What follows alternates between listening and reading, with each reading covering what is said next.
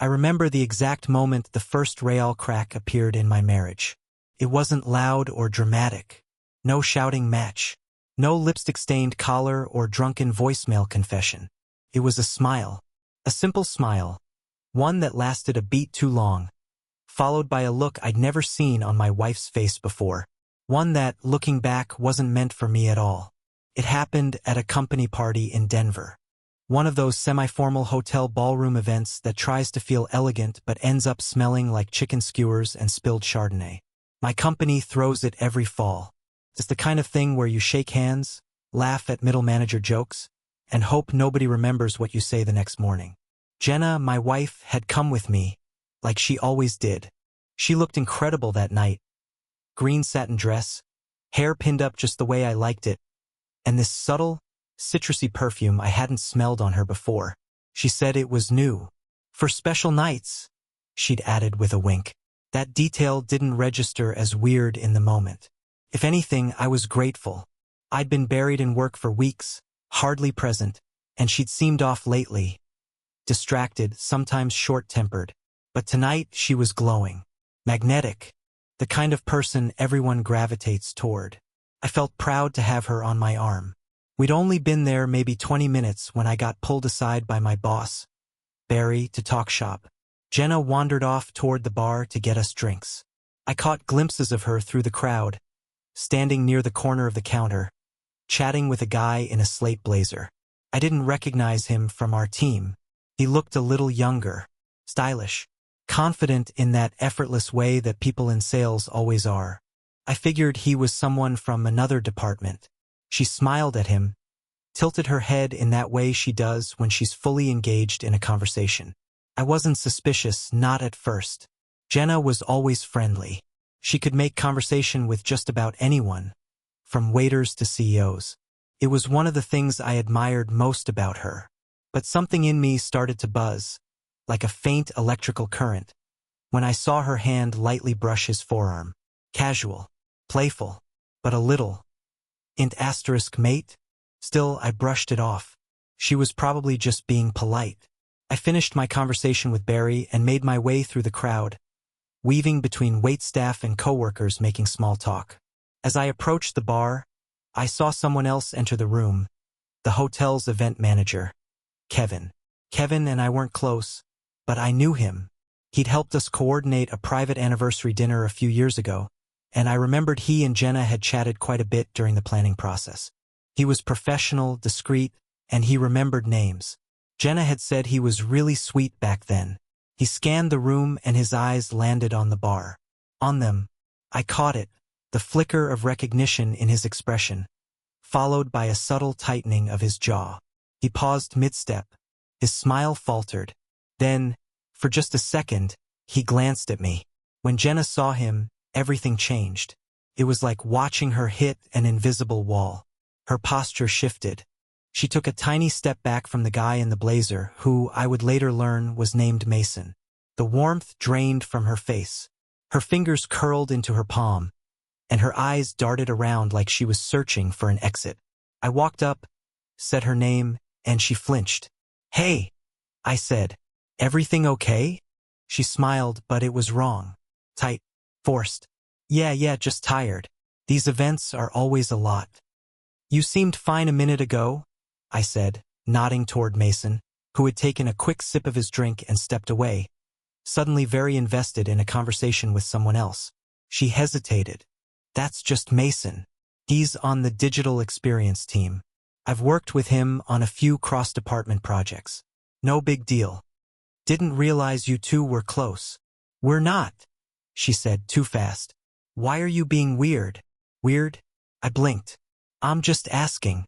You seemed surprised when Kevin walked in."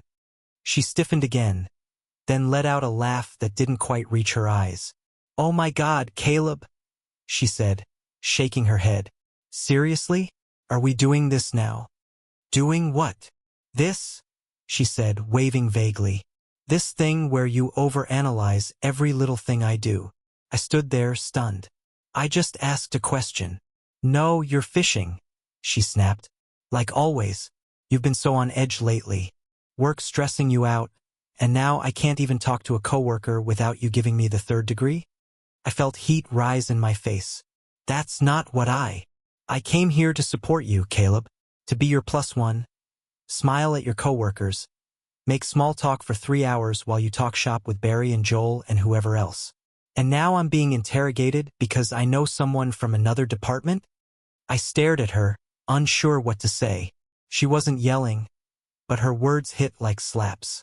Forget it, she said, brushing past me. I'm going to go find the restroom. And just like that, she was gone. The rest of the night was weird. She didn't come back to the bar. I found her later near the seating area, chatting quietly with Nicole, her coworker from marketing. When I asked if she wanted to dance, she said her feet hurt. When I tried to make conversation, she kept her answers short. The warmth from earlier was gone, replaced with something cold, distant. I told myself not to overthink it. Maybe she really was just tired. Maybe Kevin's appearance just caught her off guard. But the more I thought about it, the more the pieces didn't quite fit. She avoided Mason the rest of the night. I caught him looking over a few times, but he never came close again. And Kevin? He made polite conversation with everyone, but I noticed he avoided Jenna altogether. We didn't talk much on the way home. She stared out the window. I kept my hands tight on the steering wheel. When we pulled into the driveway, I cut the engine and sat in silence for a beat before asking, "You want to talk about what happened back there?" She sighed. "Can we not do this tonight?" You flipped the second Kevin showed up. "Because I'm tired," she said again. "Because I have a headache. Because I've been on my feet for hours trying to play the perfect wife while you were off in your little corporate world. That's not fair. Neither is being accused of something I didn't do." She *T back. "I never accused you of anything. You didn't have to," she said, stepping out of the car and slamming the door. I sat there for a while, alone in the dark driveway, the engine ticking softly as it cooled. My mind spun with questions I didn't want to ask. What was it about Kevin that made her panic? Why had Mason suddenly disappeared? And why did it feel like my wife was hiding something? Something that had nothing to do with tired feet or a crowded ballroom. I wish I could say that was the last time I thought about it. That I let it go, chalked it up to stress, or misread body language. But I didn't. That night planted something inside me. A seed of doubt. And once it was there, it started to grow. After the party, something shifted. Not dramatically. Not all at once. It was subtle, like a slow leak in a tire. You don't notice it right away. But one morning you wake up and realize you've been veering off course for miles. Jenna pretended nothing had happened that night, and I played along. Maybe I even convinced myself I believed her. I told myself I was being paranoid, overworked, maybe even jealous. But deep down, I knew something wasn't right. And once that doubt took root, everything started to look different. It began with her phone. We used to share locations, something we did when we started traveling for work more often. No drama, no big trust talk. It just made sense. But one day, I opened our shared map and saw a message I hadn't seen before. Location unavailable. I figured it was a bug. I asked her about it and she shrugged. "Oh, I must have turned it off by accident. You know how I get with battery-saving mode." I nodded. I wanted to believe that, but she didn't turn it back on. Then there was the new perfume. She said it was for the gym. Citrus vanilla, energizing, she claimed. But it didn't smell like gym perfume. It smelled expensive, sultry, and more importantly, she only seemed to wear it when she said she was meeting clients or going to yoga. I caught her spraying it in the car once before heading out. I didn't say anything, just watched. The late meetings started piling up after that. Jenna's always had a demanding job in marketing, but she used to talk to me about her projects. Suddenly, her calendar became vague. I'd ask, "How was the meeting?" And she'd say, "Just the usual." When I pressed, she'd change the subject or pick a fight. One night, she came home around 11 p.m., claiming she was stuck reviewing campaigns at a client's office. Her story sounded rehearsed, like she'd practiced it in the car. She went straight to the shower, wouldn't kiss me goodnight, and left her phone face down on the nightstand. Notifications lit up the screen all night long. That same week, I noticed her tablet had a new passcode. We'd always shared those, never even thought twice about it. She used to borrow mine to order stuff online, and I'd use hers to stream movies. I picked it up one night to pull up a recipe we'd saved, and it was locked. New password? I asked casually. Oh, she said, barely glancing up. Work security stuff. We're supposed to reset everything. I didn't push, but I started paying attention. Receipts started surfacing in odd places. A hotel restaurant in Cherry Creek. A bar tab from a place we'd never gone together. One dinner bill showed 2 entrees, 2 drinks. On a night she told me she skipped dinner altogether.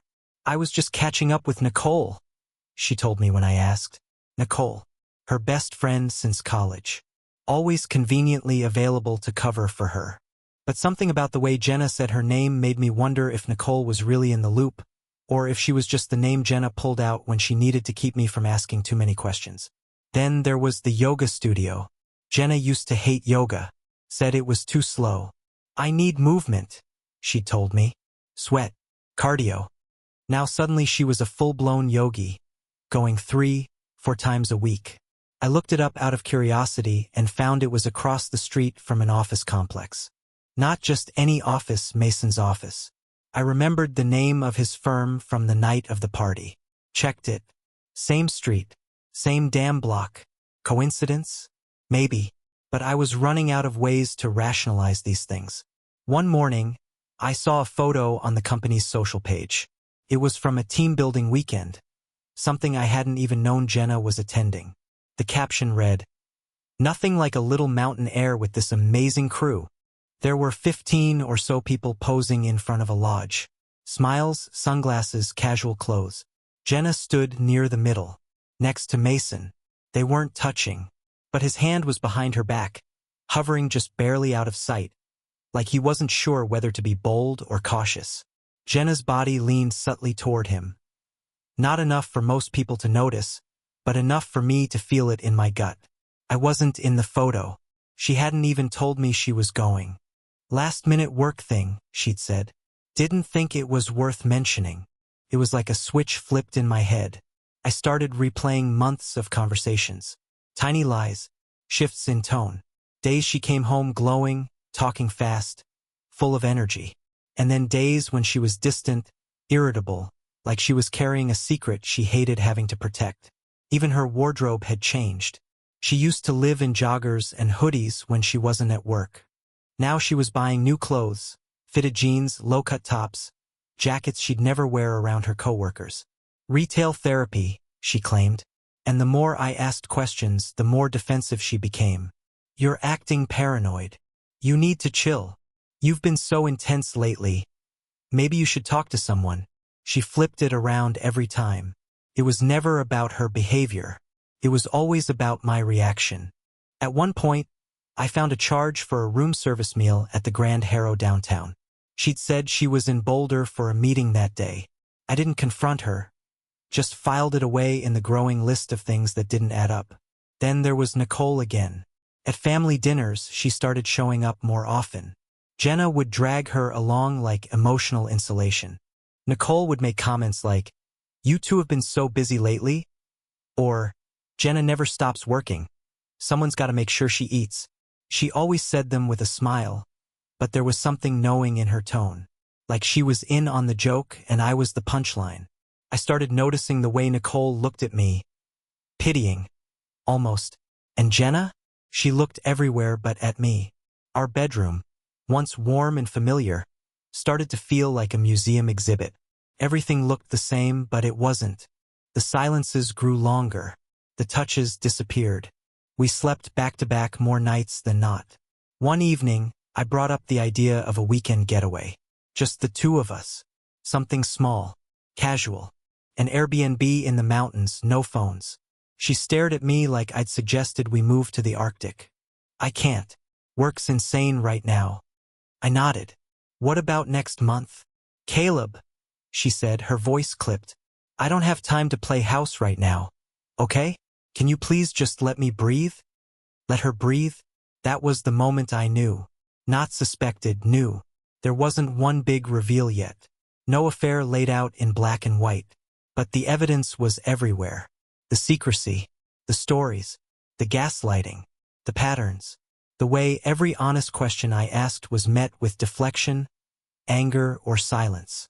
She was pulling away from me, slowly, methodically, like someone sneaking out of a room, trying not to wake the person they're leaving behind. And I realized something terrifying. She wasn't just cheating on me. She was erasing me. Bit by bit, piece by piece, she was building a new life around someone else, and making sure I stayed just disoriented enough not to notice until it was too late. But it wasn't too late. Not yet. Because now I was paying attention. And I wasn't going to let her finish rewriting our story without a fight. They say you should trust your gut. That instinct has a way of picking up on what your brain isn't ready to process yet. I used to ignore mine.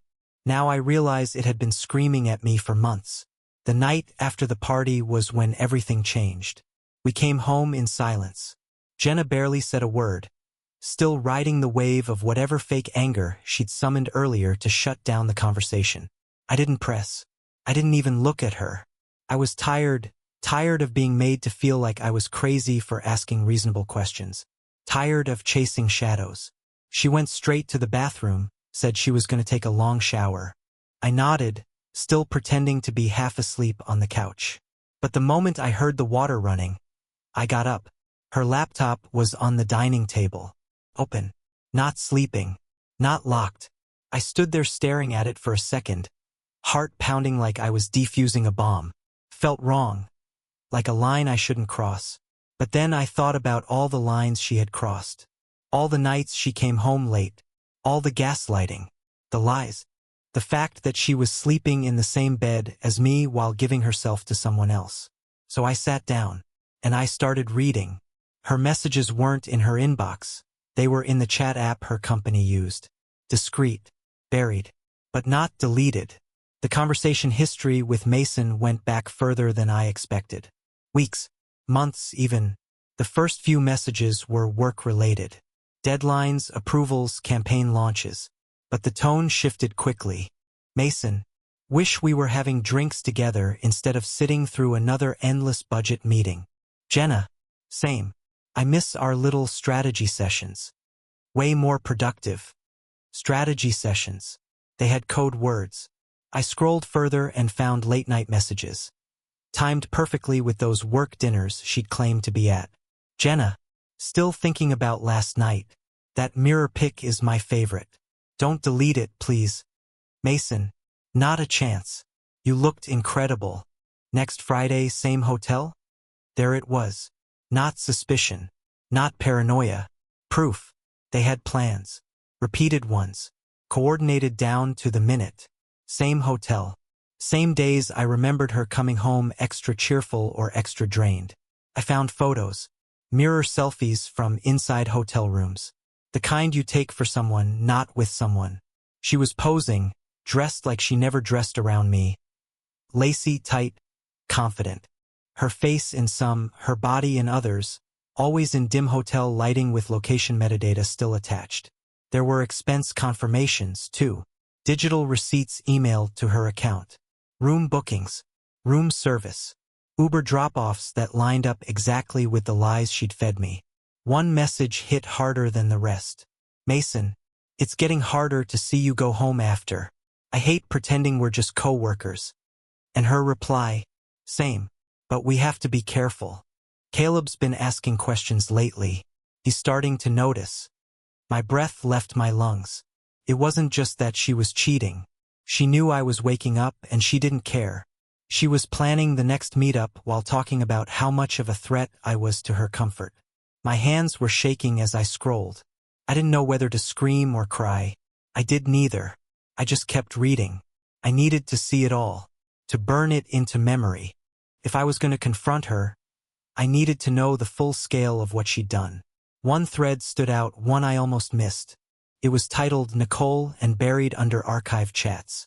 Jenna had been messaging her friend, the same one who sat across from us at family dinners, smiling like everything was normal. Nicole, you're really going again? What if Kevin saw you? Jenna. He did. That's why I bailed. He recognized Mason. Thought he might say something to Caleb. Nicole. You're playing with fire, girl. What if this blows up? Jenna. Then it blows up. I'm tired of feeling guilty. And there it was. She wasn't sorry. She wasn't torn. She was tired of feeling guilty. I sat there staring at the screen, the glow of the laptop burning into my eyes. The water was still running upstairs. She was humming, as if she hadn't just detonated the life we'd built together. I opened a new folder on my drive. Named it J Evidence. Cold. Clinical. Necessary. I started exporting everything. *TS. PDFs of message threads. Photos with timestamps. I pulled her Uber history, her Outlook calendar, expense emails. I matched up dates she'd claimed to be working late with nights Mason had messaged. Just left. Or that was amazing. I cross-referenced it all with my own calendar.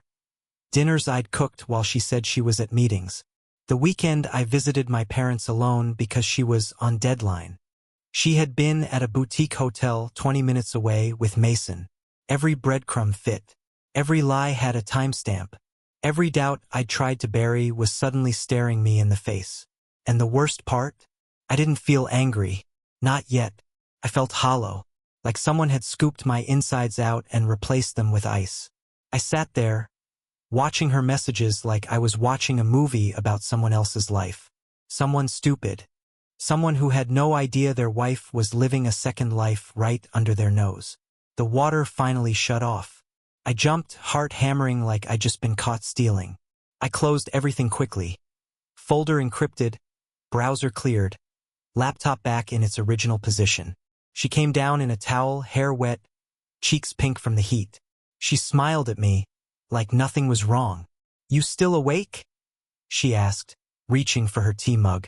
I nodded. Couldn't sleep. She walked over and kissed the top of my head. "Try not to overthink stuff so much, okay?" she said softly. And then she walked upstairs. I stared at the spot where she'd just stood. My scalp still tingled from where she'd touched me. Felt like being kissed by a stranger. I sat in that chair for a long time, listening to the creaks of the house as it settled into sleep. And I made a decision. No more guessing. No more doubt. No more maybe. She had lied. She had cheated. She had disrespected me in ways I never imagined someone who claimed to love me ever could. But she wasn't going to get away with it. Not quietly. Not easily. She had no idea who she was dealing with now. I didn't sleep that night. Couldn't. Not after what I'd read. I laid in bed staring at the ceiling, listening to Jenna's breathing, steady and soft, like she didn't have a care in the world. I kept thinking about the messages, the photos, the lies stacked like dominoes.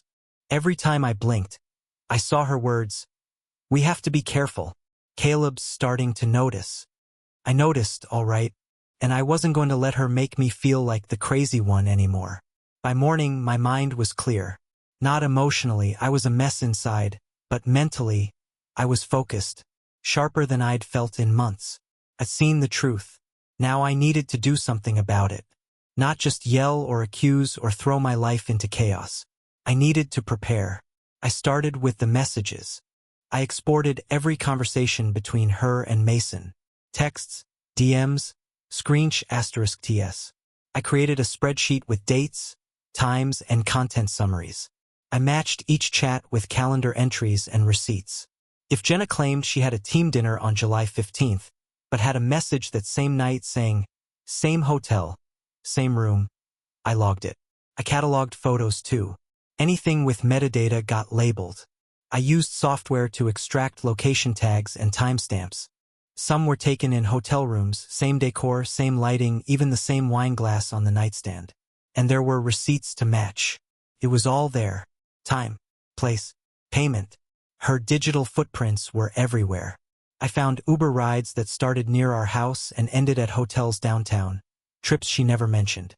I printed the receipts and highlighted the drop-off locations, matched them to her chat logs. And then, for good measure, I pulled our bank statements and combed through every transaction from the past 6 months. She'd been careful, sure, but not that careful. There were charges that stood out. Room service billed to hotel rooms. Boutique shops she never brought bags home from. Yoga studio payments, every one of them logged perfectly within walking distance of Mason's office. I even found a recurring payment to a flower shop I'd never heard of. I cross-referenced every date with my own schedule. Business trips, late nights at the office. The weekend I flew to visit my brother when she claimed she had a migraine and stayed home. That Saturday, she'd spent over $200 at a downtown hotel. She wasn't trying to hide from me anymore. She was just betting I wouldn't look. I created a file folder called Legal Prep. It sat on a USB drive, password protected, and backed up to a secure cloud account she didn't know existed. Every email, receipt, screenshot, *T, and record went in there. I labeled and organized them like a lawyer preparing for trial. I wasn't planning to lose this fight. Not emotionally, not legally, not financially. When I had enough material to fill a small binder, I booked a consultation with a lawyer. His name was Grant. Gray suit, calm voice, eyes that didn't blink much. He'd been referred by a friend who'd gone through something similar, quiet, professional, ruthless when necessary. I sat across from him in a sleek office in Cherry Creek, the skyline glowing behind him through floor-to-ceiling windows. I handed him the USB drive and a printed summary of what I'd gathered so far. He took his time reviewing it. After a long silence, he looked up. "This," he said, tapping the folder, "is exactly the kind of evidence most people wish they had." I didn't say anything. I was too tired to feel validated. I just wanted to know what came next. He explained that in Colorado, infidelity doesn't directly determine asset division, but it does matter when there's a pattern of dishonesty, particularly if joint funds were used to support an affair. Hotel stays, gifts, dinners, he said, flipping through a list I'd made. If you can prove marital money was spent on this relationship and show a timeline that lines up with her deception, you're in a strong position, especially if this ends up in mediation or court. I asked about the house. We'd bought it together 3 years ago, but I remembered something about a clause in our contract. He nodded. "You're referring to the fidelity clause in your prenup addendum," he said, already scanning a digital copy I'd emailed earlier. "If she violated it, and you can prove it, you retain full property rights, no split ownership. So I keep the house? If the court accepts this evidence, and I believe it will, yes." He also advised me to notify corporate compliance at her workplace. According to company policy, relationships between colleagues, especially when there's a supervisory element, violated ethics agreements. If Mason was her superior or shared a direct reporting line, they could both face internal consequences. "You don't need to *P***nize it," Grant said. "Just document it. Quietly. Let their HR department do the rest." He gave me a checklist. Export all digital correspondence. Save every bank transaction with notes. Take *TS of relevant social media posts. Gather phone records, if available. Record timeline of lies, claims versus reality. Note emotional and behavioral changes. Document any witnesses, like Nicole. I left that office with a strange mix of emotions. Part of me felt sick, like I was betraying someone I had once trusted with my entire life. But another part, stronger now, felt in control, prepared, like I'd finally stepped out of the fog she'd wrapped around me. That night, I stayed up late organizing everything again. Rereading some of the messages made me physically nauseous. Mason saying, "You looked so good sneaking out this morning." Jenna replying, "Wish I could wake up next to you without the guilt." Without the guilt. What guilt? She barely looked guilty anymore. I created folders for each hotel they visited, labeled by date. I logged expenses, mileage, card activity. I even went through our garage door logs, seeing when she came and went, which matched up with Mason's messages and receipts. I took photos of her yoga schedule hanging on the fridge and compared it to her chat timestamps. The overlaps were eerie. One time she claimed she was doing hot yoga for 90 minutes. At the exact moment she was texting Mason from a hotel room downtown. It wasn't just cheating. It was strategic, routine, built into her life like a second marriage. I contacted a parking garage service where she'd left her car several times. With a quiet nudge and a small admin fee, they sent over timestamp logs. Sure enough, her license plate was on file for multiple entries near the Grand Harrow Hotel. I gathered everything, sealed it, and backed it up one more time. By then I knew. There was no coming back from this. She wasn't someone who had made a single mistake. She was someone who had built a system of betrayal. And the more I pulled the threads, the more I realized this wasn't spontaneous. It was structured, maintained, hidden with effort. So I prepared. I started locking down our joint accounts, transferring my personal savings into a separate bank. I changed my passwords, disabled sharing access, checked the security of every digital device. I logged out of smart home settings she could monitor remotely. I turned off the cameras she had installed. I didn't want her watching me the way I'd started watching her. And finally, I wrote a note. Not to her, to myself. It said, "Do not let her guilt you. You know the truth. You deserve better than this." I taped it inside my desk drawer, because I knew the day would come when she'd try to flip the script again.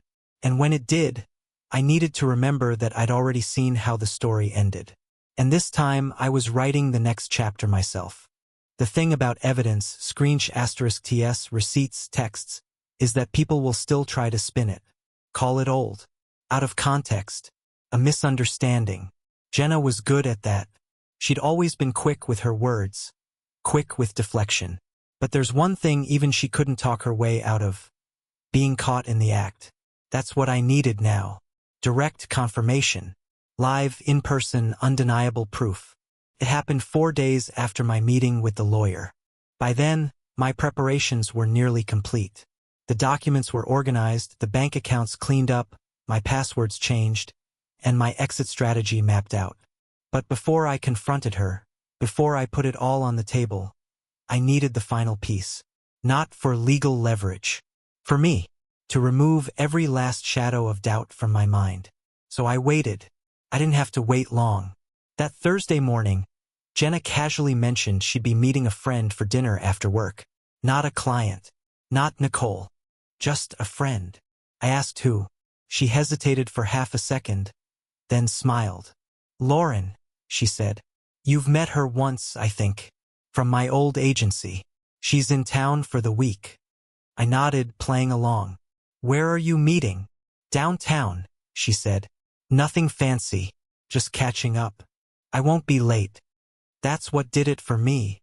The "I won't be late." A little overcorrection. Like she wanted to plant that detail to keep me calm. But her voice had that same tightened edge it always had when she was lying. I let her leave without saying a word. 20 minutes after she backed out of the driveway, I followed. Not directly behind her. I wasn't that reckless. I waited until her taillights were long gone, then took a separate route to the city.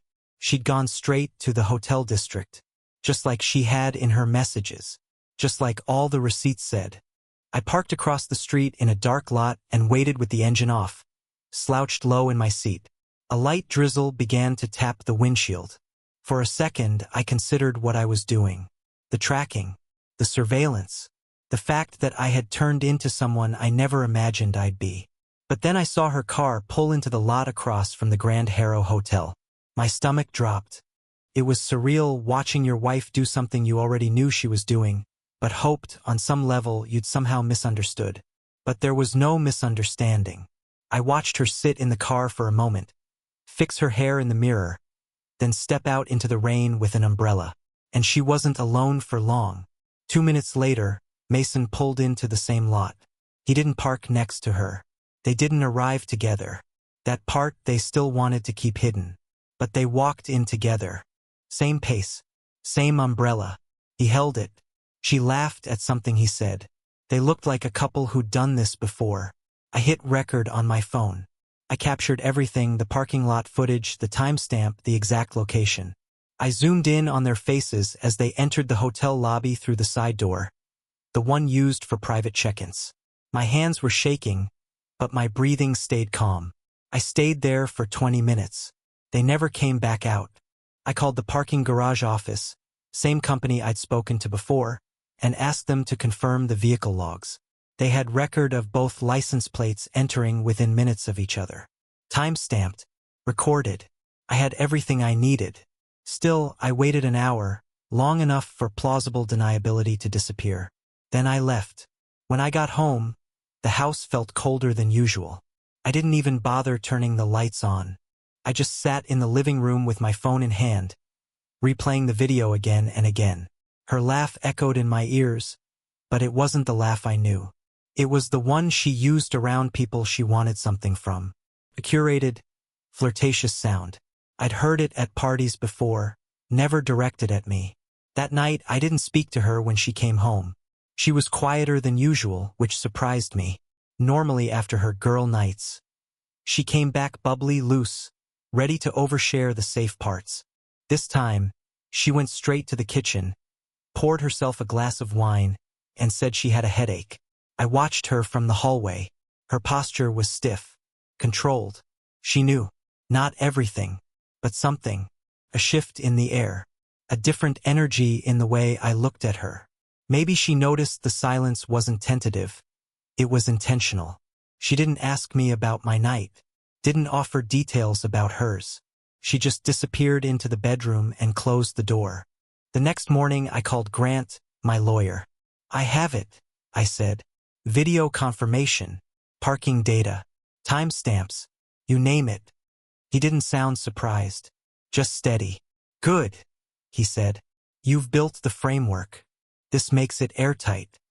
I'm almost ready, I told him. Just one more step. I spent the rest of that day creating a timeline chart. Not for the courts, for myself. It stretched across 3 months, color-coded by receipts, travel logs, messages, and now video proof. Each piece of data painted the same picture. Jenna wasn't just having an affair. She was living one. Parallel life, scheduled with precision. Every lie was accounted for, every excuse tagged with the real destination. And then, just to drive it home, I compared it against the calendar reminders she'd left on our shared fridge whiteboard. Client dinner, spin class, Nicole's birthday drinks. Each one matched a day she'd been with him. I took a photo of the board, added it to the file, and titled the folder, Reality versus Storyline.